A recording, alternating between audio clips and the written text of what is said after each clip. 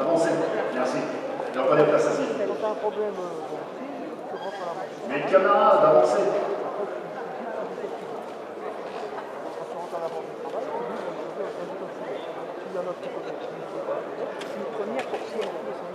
Ouais.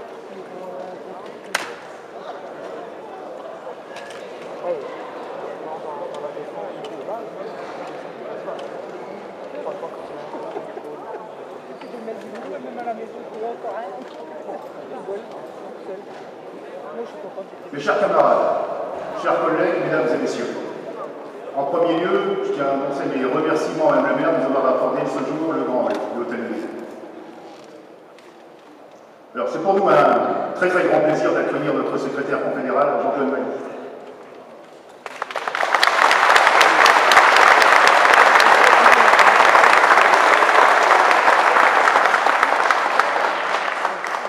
Merci aussi à Didier Bernous, secrétaire général de la Fédération Force ouvrière des services publics et de santé, Christian Grolier, secrétaire général Force ouvrière de la fonction publique, Brigitte Perrault, secrétaire Force ouvrière de l'administration de l'État, Lionel Meurice, secrétaire de l'Union départementale Force ouvrière du Nord, Étienne, Delphine, je vous salue tous, merci d'être venus.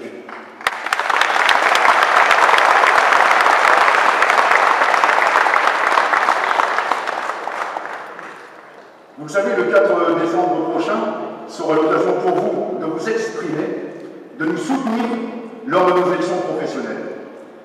Cette élection professionnelle consistera à désigner vos représentants du personnel dans les différentes instances, comités techniques et commissions administratives paritaires. Cette élection concernera l'ensemble des personnels. Voter Force ouvrière, c'est la défense des services publics mise à mal par la politique d'austérité et la réduction des dépenses publiques. Il y aura bien pour mes camarades. C'est pourquoi il est important de vous déplacer nombreux ce jeudi 4 décembre. Nous comptons sur vous.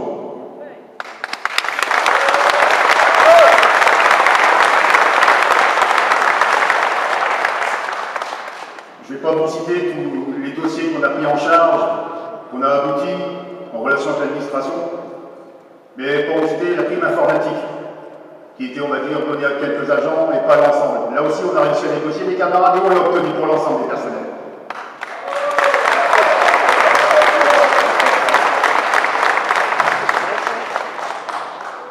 Un grand cheval de bataille aussi, cette indemnité, sur l'environnement bruyant, pour les différents secteurs concernés. Là aussi, l'étude est aujourd'hui menée, et normalement, les secteurs concernés vont pouvoir l'apercevoir.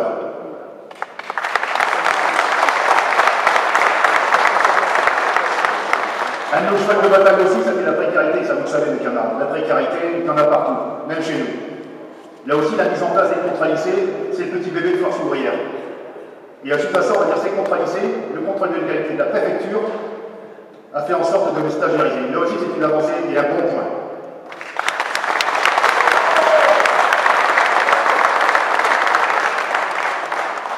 Et un autre dossier, bien sûr, qui nous tient à cœur. Le retour à l'emploi de nos camarades en difficulté. Quand je dis difficulté, c'est, vous savez, qu'au-delà de 90 jours, on tombe sur un demi-traitement. Et quand on a une dépression et qu'on tombe en plus sur un demi-traitement, on s'enfonce encore plus. D'où l'intérêt de venir nous voir, vous, syndicats Force ouvrière, et de prendre en charge ces différents dossiers, les mener, les traiter et aboutir. Et là, sur ces dossiers, on aboutit. Bravo! Bravo!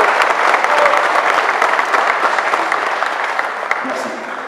Une de nos plus belles réussites, l'indemnité de protocole, prime de septembre, qui n'aurait jamais vu le jour, mes camarades, si Force ouvrière ne vous avait remis, vous, mes camarades, dans le grand hall de votre hôtel de ville. Nous avons su revaloriser cette somme lors des 2 derniers protocoles d'accord. Oui, Force ouvrière a bien été la tête de ce mouvement. Il faut que ça se sache, il faut que ça se dise.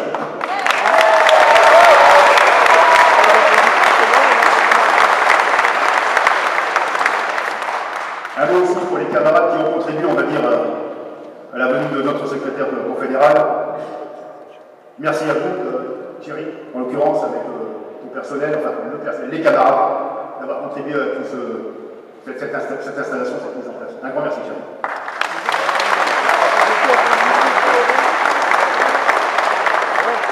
Et je voudrais aussi saluer, on va dire, tous les camarades qui s'impliquent, les camarades qui vont en formation.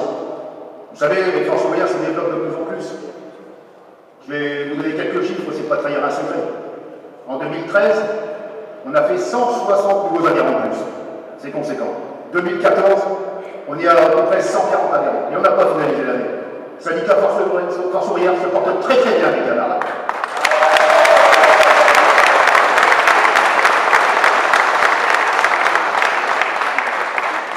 Un autre point. Pour Force ouvrière, il n'y a pas de république sans service public. Très important. Vive la Confédération Force ouvrière, vive le syndicat des municipaux de l'île, élèves et hommes, vive Force ouvrière. Ouais.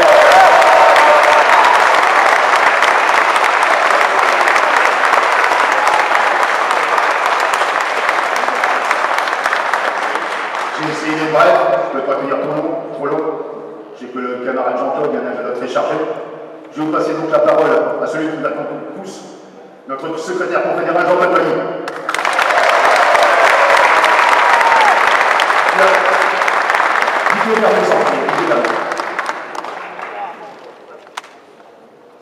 Bonjour, Jean-Claude n'a pas changé. Bonjour à toutes et tous, chers camarades. Je commencerai bien entendu par vous apporter le salut fraternel du secrétariat du bureau fédéral. Vous dire le plaisir, bien sûr, d'être parmi vous aujourd'hui. Et bien entendu, cette réunion, ce meeting, s'inscrit dans le cadre de nos élections, de la préparation des élections du 4 décembre. Dire que, pour ce qui est de la fédération, et je sais que vous le partagez, nous avons la chance que la Confédération, et plus particulièrement son secrétaire général, nous accompagne dans cette campagne électorale. C'est une véritable plus-value compte tenu de l'implication de notre Confédération et du secrétaire général sur la défense du secteur public, de la fonction publique, du service public dans le cadre de la République. C'est l'enjeu majeur de ces élections et du scrutin du 4 décembre. Pierre a bien entendu égrené ce que le syndicat, quelques-unes des conquêtes du syndicat, et on voit le syndicat s'inscrit dans le quotidien, s'inscrit dans les attentes au quotidien des personnels. Et principalement, bien sûr, sur les questions de pouvoir d'achat. Parce que vous serez bien d'accord avec moi, quand on vient travailler, c'est surtout parce qu'il y a une fin de mois et qu'on reçoit une feuille, là, un papier A4 avec une petite case en bas à droite, et on vient pour toucher son traitement. Et force est de constater que de ce côté-là, nous ne sommes pas aidés, puisque cela fait maintenant, depuis 2010, que le salaire des fonctionnaires et des agents publics est bloqué, la valeur du point d'indice n'a pas bougé, et que tout ça est encore annoncé en prolongation jusqu'au moins en 2007. Ce qui est franchement et proprement scandaleux. C'est d'autant plus scandaleux, on le sait, dans la fonction publique territoriale, 3 agents sur 4 sont des agents catégorisés. Donc des agents qui sont payés au niveau du SMIC, qui n'ont pas de gros salaires. Donc cette question centrale du pouvoir d'achat, on doit la défendre à tous les niveaux. C'est ce que fait votre syndicat de très belle manière, notamment sur la question du régime indemnitaire, et ce que nous essayons de faire avec Christian Grenier pour faire entendre notre voix auprès de la ministre de la fonction publique. Mais au-delà de ça, mes camarades, il s'agit bien entendu de défendre notre statut, de défendre nos droits, de défendre nos acquis sociaux. Il n'est pas normal qu'ils soient sans cesse remis en cause au prétexte d'un certain nombre de soi-disant modernisation, mais surtout au prétexte d'une politique d'austérité qui a tendance plus à nous mettre à genoux et à nous faire cracher au bassinet, si je puis me permettre cette expression, plutôt que d'améliorer notre situation. Et dans le secteur de la fonction publique territoriale, nous ne sommes pas épargnés, puisque les annonces qui sont faites quant aux réformes des collectivités territoriales, quel avenir allons-nous avoir du côté des villes, du côté des intercommunalités, du côté de la mise en œuvre des métropoles, quel avenir on a du côté des conseils généraux, des conseils régionaux. Il y a beaucoup d'inquiétudes, beaucoup d'interrogations de la part de nos collègues. Et notre travail, c'est bien entendu de relayer ces inquiétudes, mais donner la bagarre pour préserver les droits des uns et des autres, préserver la dignité, préserver le travail des uns et des autres. Certes, ils cherchent à nous rassurer Encore ce matin, quand on a rencontré le secrétaire général de la préfecture, il nous dit mais il n'y a pas d'inquiétude, personne ne va perdre son emploi.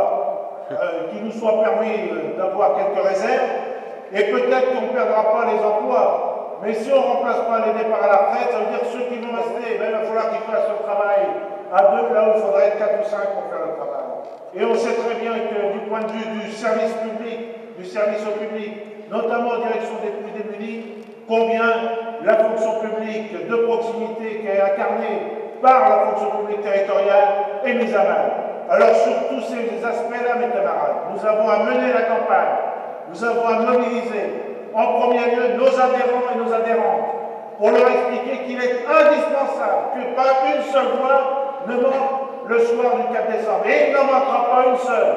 Et puis de convaincre nos collègues de l'importance non seulement bien sûr de se déplacer pour aller voter, mais de voter pour les listes Force ouvrière. Parce que voter pour les listes Force ouvrière, c'est voter pour ses droits, c'est voter pour l'amélioration de sa condition, c'est voter pour la défense du service public, c'est voter pour la préservation de notre régime de retraite, c'est voter pour la défense de la sécurité sociale, c'est voter pour tous les acquis sociaux. Alors mes camarades, parce que les clignotants aujourd'hui sont plutôt ouverts pour ce qui nous concerne, nous déposerons plus de listes que la dernière fois, parce que nous avons augmenté en adhésion, à la fois bien sûr à la mairie, mais sur l'ensemble de la fédération. En 7 années de temps, nous avons gagné 20 000 adhérents.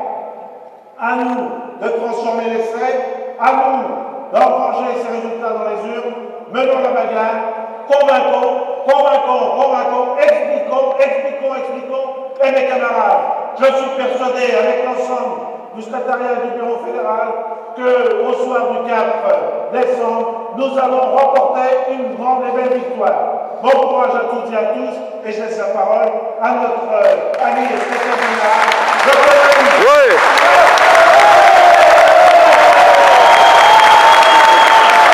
Mesdames et camarades, bonjour à tous et à toutes.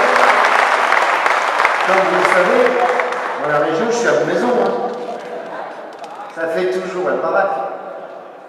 Ça fait toujours plaisir, bien entendu, de revenir dans la région et à Lille, où j'ai passé quelques années quand j'étais jeune. La dernière fois d'ailleurs que je suis venu dans cette salle sous le beffroi, c'était à l'occasion de notre congrès confédéral que nous avions tenu à Lille. Et comme il est conforme à la tradition, la mairie avait reçu le comité confédéral national sous cette salle avec votre maire, Martine Aubry, que je connais par ailleurs depuis longtemps. Donc mes camarades de Pierre a expliqué tout à l'heure ce que le syndicat a obtenu ces dernières années. Une partie des revendications et des droits nouveaux qui ont été obtenus par le syndicat dans les discussions et les négociations avec l'administration. Ces résultats, vous avez pu les obtenir parce que vous êtes un syndicat important. Et quand il y a non seulement la présence du syndicat, mais qu'il y a des adhérentes et des adhérents, ça veut dire que dans les contacts, dans les discussions, dans les négociations que vous avez avec vos responsables hiérarchiques, ça pèse d'une manière ou d'une autre. On nous écoute parce qu'on sait que derrière il y a du monde. Et que si ça se passait mal, si on lançait un mouvement par exemple, ce serait suivi. Donc le rapport de force, il dépend déjà de votre nombre d'adhérents. Et moi je suis satisfait d'entendre ce que Pierre disait tout à l'heure avec la progression du nombre d'adhérents l'année dernière et cette année encore. Donc, bien entendu, des fois les journalistes me disent « mais vous êtes en campagne électorale ». Ah oui, on va pas être foutu, oui, on est en campagne électorale. Pas politique, bien entendu. Campagne électorale pour les élections sociales qui vont concerner, je le rappelle, ça n'est pas rien, le 4 décembre, sur l'ensemble du territoire, près de 5,5 millions de fonctionnaires. Les fonctionnaires territoriaux, bien entendu, dont vous faites partie, mais aussi les fonctionnaires d'État et les fonctionnaires de l'hôpital, de l'hospitalisation. Donc ça fait du monde. Rappelez-vous, nous n'étions pas demandeurs de ces règles de représentativité. Non pas parce qu'on avait peur pour faux, jamais, mais parce qu'on considérait que sur certains aspects, ça remettait en cause certaines conceptions du syndicalisme auquel nous tenons. Je ne vais pas refaire l'historique ici, ça ne sert à rien. Et vous le connaissez aussi bien que moi. Ceci étant, la loi étant là, on est obligé de la suivre, on est obligé de l'appliquer. donc c'est ce que nous faisons. Et nous savons très bien aujourd'hui que du nombre d'adhérents, ce qui est essentiel, du résultat des élections, dépend la capacité, la puissance du syndicat à négocier et à obtenir satisfaction dans la négociation comme dans l'action, quand c'est nécessaire, bien entendu. Avant moi, Didier Bernus parlait du service public. Vous avez vu que nous avons fait un livre. D'ailleurs, je vois qu'il y a le Furet du Nord là-bas. Vous pouvez l'acheter, c'est pas cher, 3 €. Moi, je fais la pub. Et je vous le dédicace si vous voulez. Furet du Nord, moi, c'est là que j'ai acheté le bouquin quand j'étais jeune. J'ai traîné au Furet du Nord pendant très longtemps. Si on a fait ce livre, mes camarades, je voudrais quand même vous expliquer pourquoi. Il y a quelques années, nous avions fait un livre noir de la révision générale des politiques publiques. Et je me souviens très bien avoir expliqué à l'époque à l'ancien président de la République, et j'ai refait la même chose avec le nouveau, qu'avant d'entamer toute réforme, quelle qu'elle soit, s'agissant du service public, il fallait que les autorités, quand j'ai dit autorités, c'est à la fois le gouvernement et le Parlement, annoncent clairement les choses. Si ils étaient effectivement attachés à la République, et comme le rappelait Pierre tout à l'heure, si on est attaché à la République, on est attaché à quoi? C'est pas suffisant de le mettre au fronton des mairies. Liberté, égalité, fraternité, j'ajoute même la laïcité. Si je prends la notion d'égalité républicaine, ça veut dire quoi? Ça veut dire assurer sur l'ensemble du territoire un minimum d'égalité de droit. C'est pas l'égalitarisme, c'est un minimum d'égalité de droit. Que tout le monde, quelle que soit sa situation financière, puisse avoir accès, par exemple, librement, et parce qu'il en a besoin, à l'hôpital public. Encore faut-il pour ça qu'il y ait des hôpitaux, qu'on ne ferme pas des lits, qu'on ne ferme pas des maternités, ou je ne sais pas. C'est pareil pour l'éducation nationale, c'est pareil pour la police nationale. Je viens de visiter le commissariat central de Lille. Les camarades policiers ont aussi des problèmes d'effectifs et de conditions de travail. Comme partout, la pression est faite. Et donc, à la fois, les hautes autorités, les deux présidents, oui, vous avez raison, on va le faire. Nous sommes en 2014, et c'est toujours pas fait. Il y a 8 jours, on dit, si, on va le faire. Chaque fois, on nous dit qu'on va le faire. Définir c'est quoi le rôle, c'est quoi les missions du service public. Comment le service public doit être en capacité, avec ses agents, de pouvoir répondre aux usagers et aux citoyens. Le service public, c'est quand même le bien de ceux qui n'ont rien. Il faut bien se souvenir de ce genre de choses. Ça veut dire des moyens de fonctionner, ça veut dire des investissements qui sont nécessaires, ça veut dire des agents rémunérés correctement, avec des perspectives de carrière qui soient motivés. C'est tout ça le service public. Et je le dis bien, il n'y a pas de république sans service public. Et il n'y a pas de service public sans agent du service public. Et ça, nous le rappelons de manière régulière. Et comme on n'a pas été au courant, on a fait ce bouquin. Et dans ce bouquin, il y a 250 exemples concrets sur l'ensemble du territoire de remise en cause du service public. C'est valable pour les collectivités territoriales, c'est valable pour les hôpitaux, c'est valable pour la police, pour les pompiers. Vous pouvez prendre tous les exemples, et on en a choisi 250. Fait un mois que le livre est sorti. Personne n'a encore dit « vous vous êtes planté ». Ça veut dire que quand on donne les exemples, qu'on donne les endroits, qu'on donne le nom des services, ce n'est pas simplement les conséquences sur vous, en tant qu'agent des collectivités territoriales, c'est aussi les conséquences sur l'ensemble des usagers. Et il faut bien le reconnaître, depuis des années, et encore aujourd'hui, le service public, quel qu'il soit, il est victime des politiques d'austérité qui sont menées. À la fois au niveau européen, c'est clair, mais aussi au niveau national. Écoutez, là, vous avez bien vu, entendu comme moi, il y a 2 jours, le ministre de l'économie, M. Sapin, il a trouvé d'un coup 3,6 milliards d'euros. En une journée, comme ça, paf, il a dû faire tous les tiroirs du ministère et il a trouvé 3,6 milliards d'euros. Alors, c'est des discussions avec les autorités européennes. On est européen, je le rappelle, mais on est très critique sur la manière dont l'Europe se fait. Mais quand vous avez, par exemple, moi je peux vous dire, dans les déplacements que l'on fait notamment avec Didier, quand on rencontre un maire, quand on rencontre un président de conseil général, l'une des premières choses aujourd'hui que nous disent les élus, notre dotation globale de fonctionnement, elle a diminué de temps. Donc, comme on a moins de moyens, on serre les boulons, y compris par rapport aux discussions avec les organisations syndicales, et puis on réduit nos investissements. Souvenir quand même que 75% de l'investissement public, ce sont les investissements des collectivités territoriales. Quand une collectivité territoriale, pour des raisons financières, ne peut plus investir, c'est à la fois des investissements qui peuvent être profitables pour les usagers et les citoyens, mais c'est aussi les salariés qui travaillent dans les travaux publics qui n'ont pas de boulot. Il y a une chaîne dans cette affaire. Donc il est plus que temps, effectivement, de rompre avec l'austérité économique Et on a expliqué à différentes reprises ces derniers temps que ça passe notamment par des augmentations de salaire. C'est valable dans le privé comme dans le public. Et il est inadmissible que le gouvernement actuellement continue à geler le point d'indice dans la fonction publique.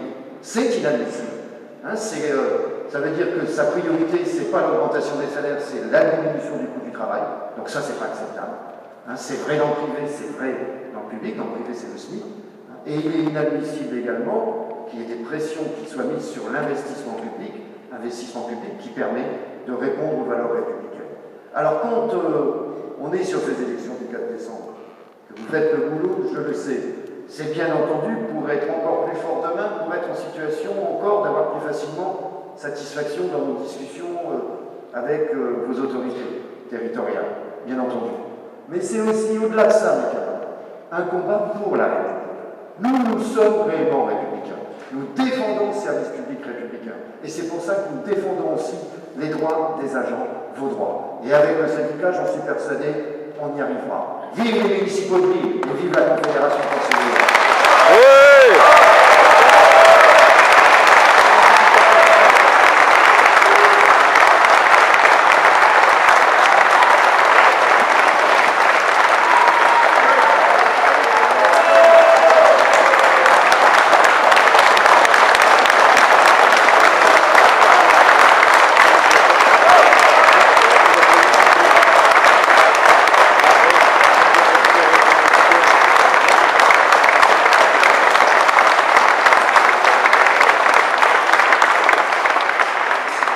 Merci pour cet accueil, mes camarades.